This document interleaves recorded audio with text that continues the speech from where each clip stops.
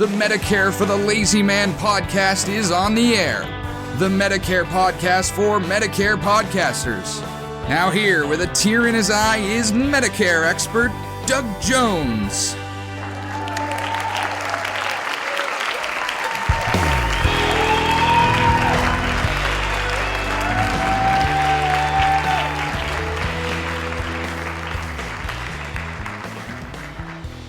Well, hello again, ladies and gentlemen. Welcome to another thrill-packed episode of the Medicare for the Lazy Man podcast.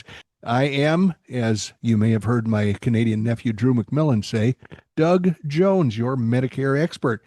Normally, I would spend the next 5 minutes flogging the books that I have for sale on Amazon, but alert listeners already know about all my books, and the rest of you should go to Amazon.com, look for Medicare for the Lazy Man, and its fellow tomes to learn all about Medicare.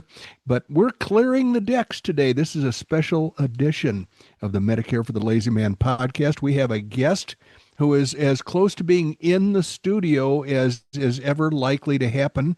And this guest is going to share with us a solution to a huge problem that the government has created with regard to Medicare drug plans, Part D drug plans.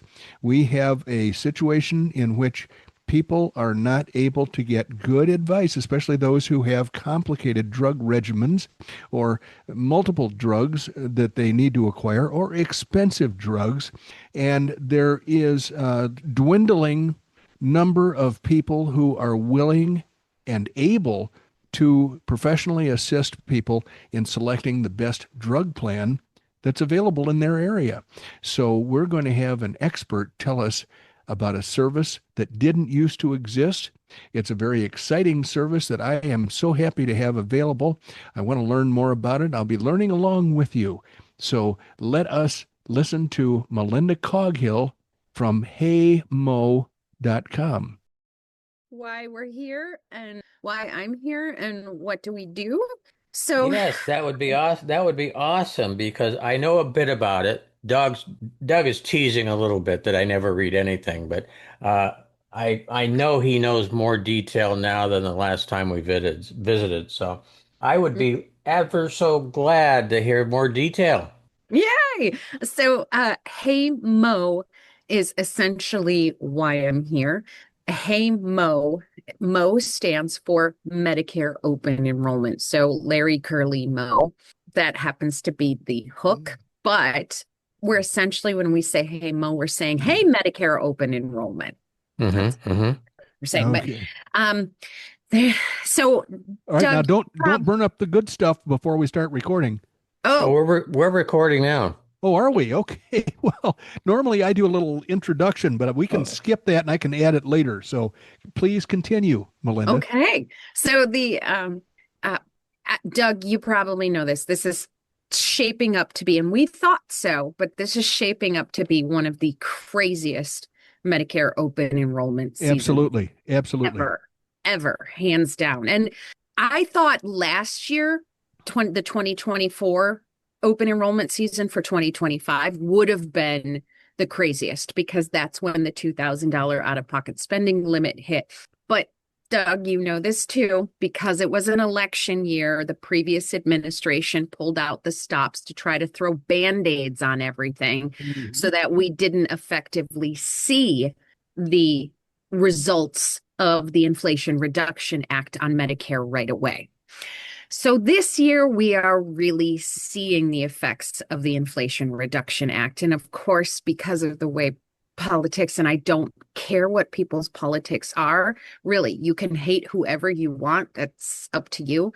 But when it comes to Medicare, I just want people to know things are a lot more complicated than just 10-second news sound bites. The craziness of the Inflation Reduction Act is why we are sitting here with one of the most insane Medicare open enrollment periods in Medicare's history. It's the Inflation Reduction Act. Medicare moves like a snail. Nothing the Trump administration does today is going to impact Medicare tomorrow. It takes 2, 3, 4 years for things that happen in DC to really hit Medicare. And here we are, the 2022 Inflation Reduction Act is really finally hitting us now. So one of the biggest things that's happening because of the Medicare open enrollment period is no commissions. We've done a huge cost shifting, price shifting. We put into place a $2,000 out-of-pocket spending limit for consumers on Medicare enrolled in Part D drug plans in 2025. Once consumers hit $2,000 in out-of-pocket spending in 2025, they paid nothing more for the rest of the year for their medications. But that does not mean that those medications magically, woof, poof, became free. Somebody had to pick up the costs for those medications after a person hits a $2,000 spending limit. So who is it? Who is on the hook? That's the most important question that people are failing to ask. And that's why all this craziness is happening right now, because in the Inflation Reduction Act, the government dramatically shifted who was on the hook after a $2,000 spending limit. It used to be in 2023 and the years before, it used to be that after a senior hit about $7,500 in out-of-pocket spending in a current year, then the medications from thereafter would be paid by 5% by the senior themselves. So the senior would pay 5% of the medication costs for the rest of the year. Medicare itself would pick up 80% of the Medicare costs for the rest of the year. And then the Part D insurance companies would pick up 15% of the cost of medications. And again, this was after a $7,500 spending limit was essentially met. Okay, fast forward 2025, we totally crashed the out-of-pocket spending limit. We're now down to $2,000. Who pays for those medications after $2,000? The senior, nothing. Now, the government, Medicare, is picking up just 20% of the cost of medications after a $2,000 spending limit. Out of nowhere, the government said that drug manufacturers have to pick up 20% of the medication costs. And now Part D insurance companies are on the hook for 60% of the medication costs after a $2,000 spending limit. That's a huge cost shift to the tune of, depending on how you do the math, about $7 to $9 billion. And this is something they never anticipated. Something when they nobody started pricing their anticipated. product. Right. So essentially what that means is there is no money at all in Part D insurance anymore. We are now down to 6 carriers nationwide participating in the Part D plan space. Doug, do you remember 2012, 2013? Remember when seniors had like 40 Part D drug plans to choose from? I remember about 32 in most locations. So I was probably late 2018, 2019. And then I remember that one company, Aetna, maybe had 6 different plans, and the feds put the screws to them to reduce that to 3. And that started the avalanche of shrinkage that I observed. But now here's a question I get frequently. How is WellCare still able to have a premium-free Part D plan? So the government, locations? Do you know the government pays Part D insurance companies each year to participate? Just like they do Medicare Advantage companies. Right. But I don't know what the formula is or how that works. Yeah. So I don't know it or understand the actuarial side of it well enough to explain it in human terms myself, but I know it's about $1,100-ish. I mean, if you want to just kind of wanted to ballpark a raw number, it's about $1,100-ish to take a person. Yeah, and it's interesting that WellCare is using that to provide premium-free coverage in many locations. Yes, but yet other companies are not. Is the difference their formularies or? Oh, absolutely. Yes. Okay. So Part D drug plans, and actually in a lot of zip codes for this coming year, 2026, you'll see 3 or 4 zero premium Part D drug plans next year. So Interesting. it's Even though they're under stress. even though they're under stress, but now we're down to 10 Part D drug plans. Okay. 10 Part D drug plans. In 2025, there were about 14. In 2024, there were about 22, 23. And the year before that, there were 25 to 30. This is how fast this market is shrinking. So once again, the government's created something designed to help people and then managed to mess it up to such an extent because of warring political factions that we're now stuck with an almost untenable situation for most people. Right. If you are going to have a government-run healthcare program like Medicare, but for that government-run healthcare program to work, you are requiring private insurance companies to participate. You are actually structuring the worst beast in existence. Medicare would be so much better if it were just the government, right? Just the government. Or the system would be a gazillion times better if it were just capitalism, just insurance companies duking it out to try to get all the consumers and fighting, oh, I'm going to give you the best coverage. But that's not what we have. What we have is this, we're going to put private insurance companies into this space where we guarantee that the government's going to pay them money. The consumers don't understand how to pick what's actually best for them.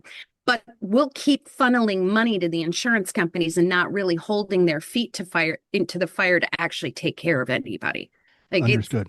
It's the worst beast in existence, and as a result, this is what we get. Absolutely. It's a series of compromises, none of which is satisfactory to all parties.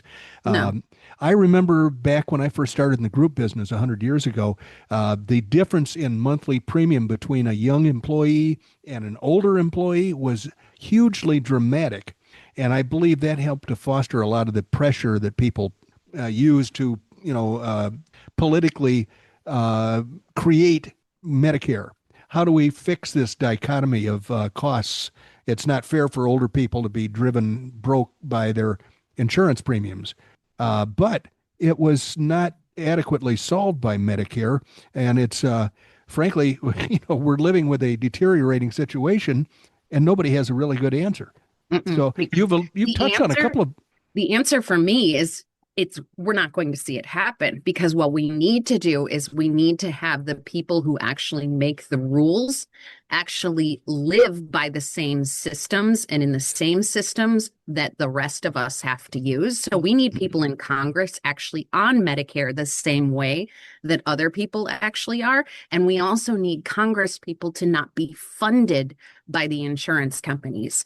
Right. Well, let's narrow the focus down to what you do to alleviate your special portion of this big picture. We have a series of drug plans available to people, but we don't have guidance given to those people by the government. They have no idea how to properly select the best plan for them. And until this year, that guidance just didn't exist. Right. So I listen to a lot of podcasts from other insurance agents, and half of them are saying, I can't afford to even help people. I have to send them away, or I have to charge a fee. I don't know what I'm going to do in the future. But you've come up with a pretty good solution, I think, an elegant solution, and I want to hear more about it. So Hey MOE is designed to be the solution when insurance agents are no longer paid commissions, which is what they're not. WellCare, United Healthcare, Humana, Aetna are not paying commissions at all anymore to agents to review or write Part D prescription drug plans. So they're out. They're literally out. And in years past, if you had an agent, very often that agent was the one reminding you and actually running the Part D plan comparisons. But the first challenge for open enrollment now is, when is it? When is it? Nobody remembers October 15th through December 7th. I mean, we picked Pearl Harbor Day. Like, why? So October 15th through December 7th is the first problem. Nobody really remembers when to do it. The second problem with open enrollment is, why should I do it? I hear all the time, and Doug, I bet you hear this too. My plan worked really well for me this year. Why would I waste my time trying to review it? That's the second problem. The Yep. third problem is, well, even if I'm motivated to review, where do I do it? How do I do it? It's so confusing. I don't know where or how to do that. So we've got three really major problems. Hey MOE is a tool that we built. And again, MOE stands for Medicare Open Enrollment. It's a tool we built because I help clients all year long make Medicare decisions on a fee-for-service basis. I'm not an insurance agent, but I consult with clients to help them make Medicare decisions. We built a better plan finder tool, a better comparison tool specifically for our clients. And it turns out, for once in my life, the timing is right. And it turns out a tool we built is actually really helpful for a lot of other people. But what it does, Hey MOE automatically compares your drug plans for you. You don't have to go out and do anything or put anything. Once open enrollment comes, Hey MOE automatically is running all your Part D drug plan options for you. And it's reaching out to you with an email saying, hey, Doug, we just ran all of your Part D plan options for next year. It looks like you could save $500, $5,000, $50,000 by making some changes. Click the button in this email, log into your account, decide which changes you want to make. So first and foremost, we are remembering when open enrollment is. You don't have to remember. We are remembering for you and reminding you, sending you an email. The second challenge, why would I compare my plans? Well, we put in that email right there a huge motivating factor. It looks like you could save $5,000 next year by making some changes. Oh, $5,000? I don't want to spend $5,000 if I don't have to. Okay, I'm going to go check. So we've done the motivation. And then the third thing is, you don't have to know how to compare plans. We've done it for you. We've put the results in front of you very simply.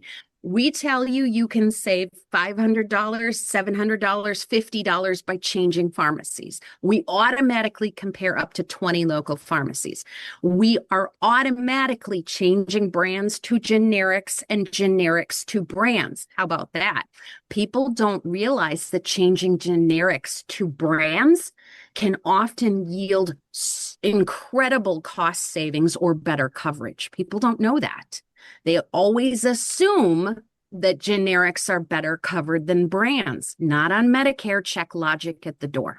So we're automatically brands to generics, generics to brands. We are automatically comparing costs against GoodRx. And if GoodRx would save you money, we are presenting you with the GoodRx coupons right there. You can choose whether or not to use them. So pharmacies finding savings by changing brands to generics. We change frequency to try to find savings or coverage. So if it turns out that you put in, Doug, like you take levothyroxine at once and you get that refilled once every 3 months, that's not covered. We automatically try changing that refill frequency to once a month. You'd be surprised how many drugs get covered with a refill frequency of once a month versus once every 3 months or once every 6 months. People don't know this stuff because they only do open enrollment one time a year, if that. Well, they're not even going to know it because they aren't often going to sources of advice that are as thorough as you are. No. And this service that you've created is automated, so it's going to perform the same functions without being asked or without being told to for everyone. Right, absolutely. And again, it does it for you.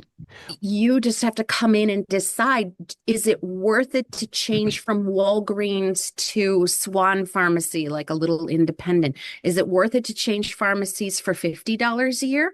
For a lot of people, no, but there are some people who would say yes. What if that's $200 a year difference?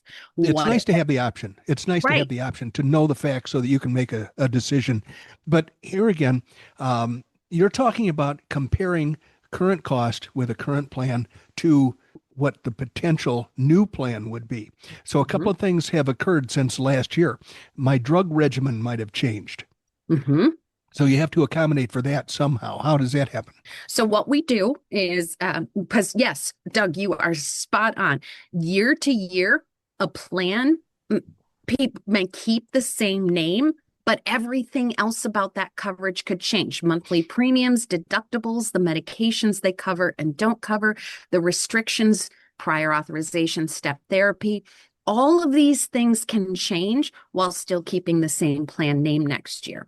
So what we do is we tap into transparent government data. It's actually the same government data that runs the Medicare.gov Plan Finder tool. So we tap into that same data that is publicly available and put it all together. It's just we needed a tech person. So we have a really great tech person on our team to make sense of that gargantuan mountain of data. I should tell you that I spent all last spring trying to do that in the form of a book. So I have a book on sale at Amazon whereby one turns the page and clicks the screen on the government site.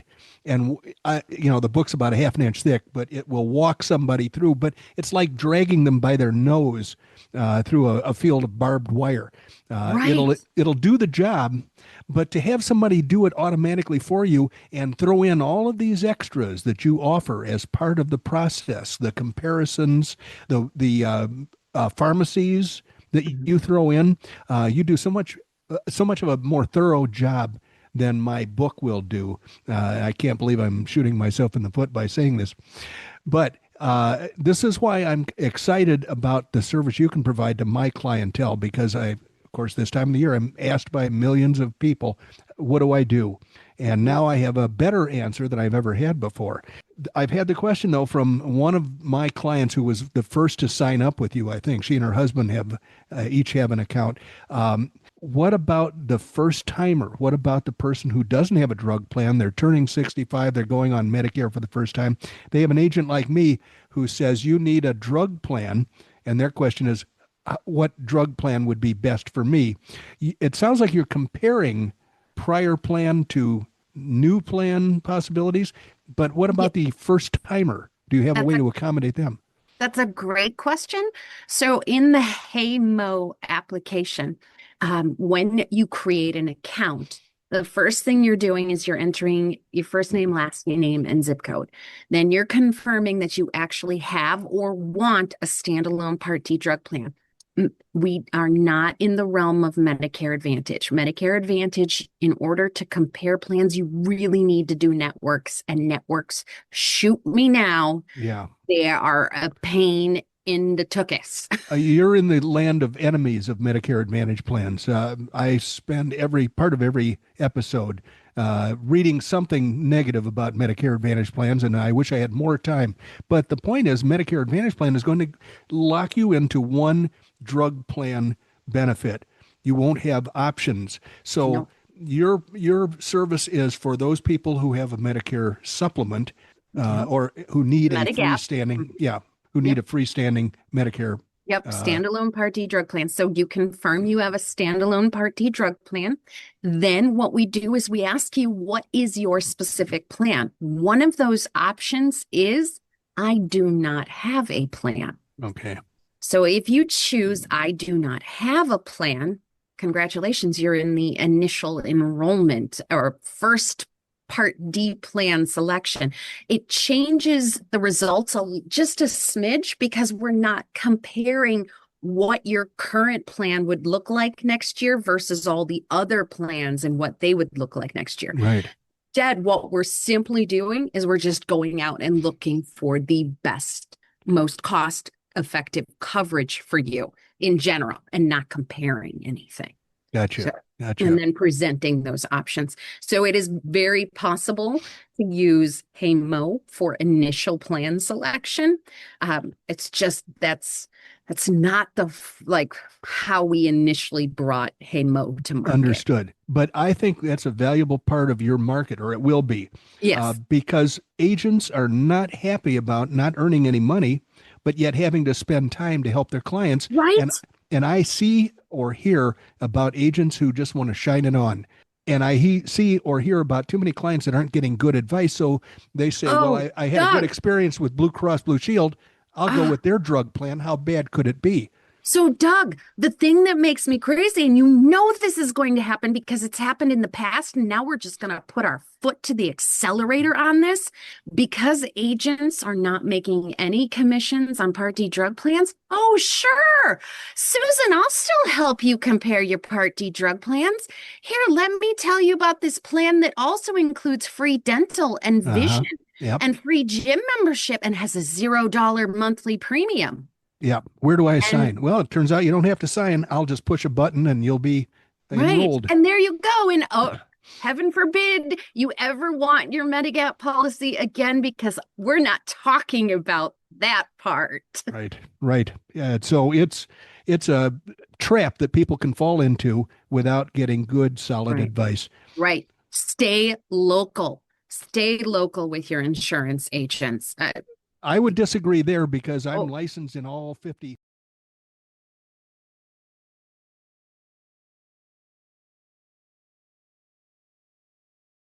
Well, ladies and gentlemen, this is a strange turn of events. We have a guest who has all of a sudden decided to tell you to only deal with your local insurance man. How will this end? This is a very perplexing way to end this episode, but we must end the episode because my conversation with Melinda goes on for quite some time into the future. And so we'll all just have to tune in for our next episode in order to see how things are resolved.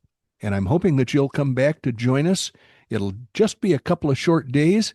And if you are on our mailing list, you will get notification that the next episode has been posted. And you'll be able to listen to Melinda Caughill from heymo.com as she tries to weasel out of her recommendation that you only use your local insurance agents. We'll see how well she does that. I bet she's going to do very well at it. She is certainly enthusiastic, and I am pleased to have her as our guest for these 2 episodes. So join us next time, won't you? We'll be looking forward to seeing your smiling faces. Bye-bye.